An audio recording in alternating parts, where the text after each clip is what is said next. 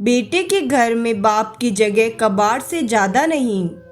पत्नी के अंतिम संस्कार व 13वीं के बाद रिटायर्ड पोस्टमैन मनोज बाबू गांव छोड़कर बेंगलोर में अपने पुत्र श्याम के बड़े से मकान में आए हुए हैं।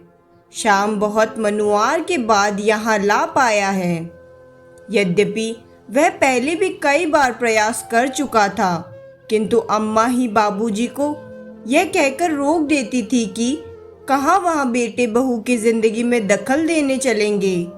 यही ठीक है, सारी जिंदगी यही गुजरी है और जो थोड़ी सी बची है उसे भी यही रहकर काट लेंगे। मनोज बाबू का मन हमेशा आने को कहता, लेकिन पत्नी के ऐसा कहने से उनकी इच्छा मर जाती और वो कभी बेटे के साथ नहीं आए। पर इस बार कोई साक्षात अवरोध नहीं था और पत्नी की स्मृतियों में बेटे के स्नेह से अधिक ताकत नहीं थी। इसलिए मनोज बाबू बेंगलुरु आ ही गए हैं। वहाँ अकेले पत्नी के बिना रहना मुश्किल था। घर काट खाने को दौड़ता। पत्नी थी तो एहसास नहीं होता था, लेकिन अब मनोज बाबू को पत्नी की यादों के सहारे रहना बड़ा मुश्किल था। श्याम एक बड़ी मल्टीनेशनल कंपनी में इंजीनियर है। उसने आलीशान घर व गाड़ी ले रखी है। सुख सुविधा की हर चीज घर में है। घर में घुसते ही मनोज जी ठिठक कर रुक गए। गुदगुदे मेट पर पैर रखे ही नहीं जा रहे थे। उनके दरवाजे पर उन्हें रुका देखकर श्याम बोला, आइए बाबूजी, अंदर आइए। वहाँ क्यों रुक गए? बेटा, मेरे गंदे पैरों से यह कालीन गंदी तो नहीं हो जाएगी? बाबूजी, आप उसकी चिंता ना करें। आइए यहाँ सोफे पर बैठ जाइए। सहमे हुए कदमों में चलते हुए मनोज जी जैसे ही सोफे पर बैठे तो उनकी चीख निकल गई। अरे मर गया रे! उनके बैठते ही नरम और गुदगुदा सोफे की गद्दी अंदर तक धंस गई थी।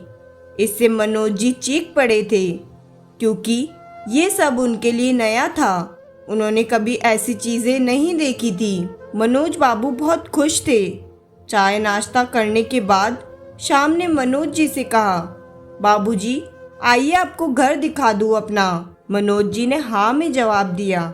श्याम बोला, बाबूजी, यह है लॉबी जहाँ हम लोग चाय पी रहे थे। यहाँ पर कोई भी मेहमान आता है तो चाय नाश्ता और गपशप होती है।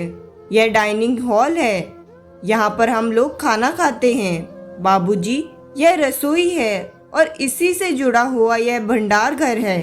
यहाँ रसोई से संबंधित सामग्री रखी जाती है। यह बच्चों का कमरा है। यह सुनकर मनोज जी आश्चर्य से बोले, तो बच्चे क्या अपने माँ बाप के साथ नहीं रहते?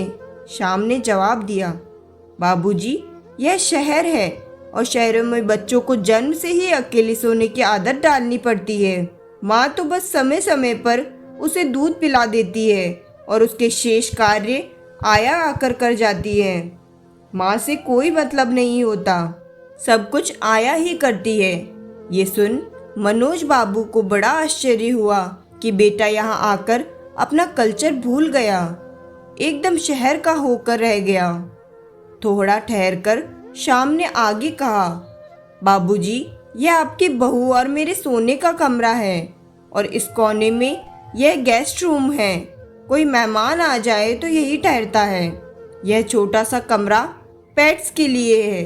कभी कोई जानवर, कुत्ता आदि पाला गया तो उसके लिए व्यवस्था कर रखी है।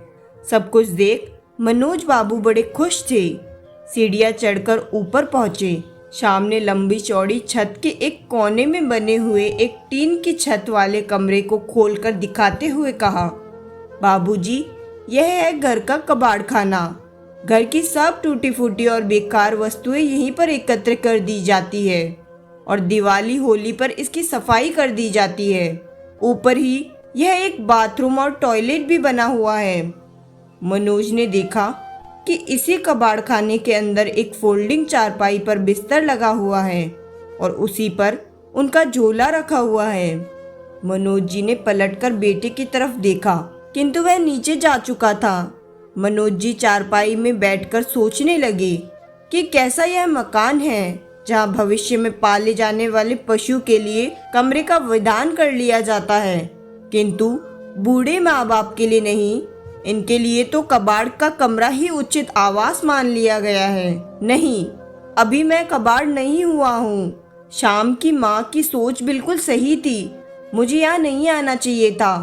अगली सुबह जब शाम मनोज के लिए चाय लेकर ऊपर गया तो कक्ष को खाली पाया। बाबूजी का झोला भी नहीं था। वहां उसने टॉयलेट व बाथरूम भी देख लिए, किंतु बाबूजी वहां भी नहीं थे।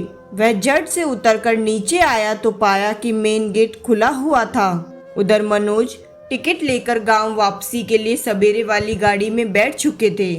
उन्होंने कुर्ते की जेब में हाथ डालकर देखा कि उनके अपने घर की चाबी मौजूद थी। उन्होंने उसे कसकर मुट्ठी में पकड़ लिया। चलती हुई गाड़ी में उनके चेहरे को छू रही हवा उनके इस निर्णय को और मजबूत बना रही थी। अभी इतने गिरे दिन नहीं आए कि वो कबाड़ बन जाए और वो अपने घर में अपनी पत्नी की यादों के सहारे जिंदगी गुजार लेंगे। और यहाँ उनको क्या मिला? सारी खुशियाँ बस थोड़ी देर की थी। मनोज जी ने सोचा, अपने दम से दम है। हमें खुद को ऐसा बनना चाहिए कि हमें किसी के सहारे की जरूरत ना पड़े, क्योंकि बुढ़ापे में बेटों के घर में माँ बाप के लिए जगह नहीं होती है। तो दोस्तों, हम आशा करते हैं कि आपको हमारी ये कहानी पढ़कर ज़रूर अच्छी लगी होगी। और अगर हमारी ये कहानी आपको पसंद आए तो वीडियो को लाइक और शेयर ज़रूर करें। अगर आप हमारे चैनल पर नए हो तो चैनल को सब्सक्राइब करना ना भूलें। धन्यवाद।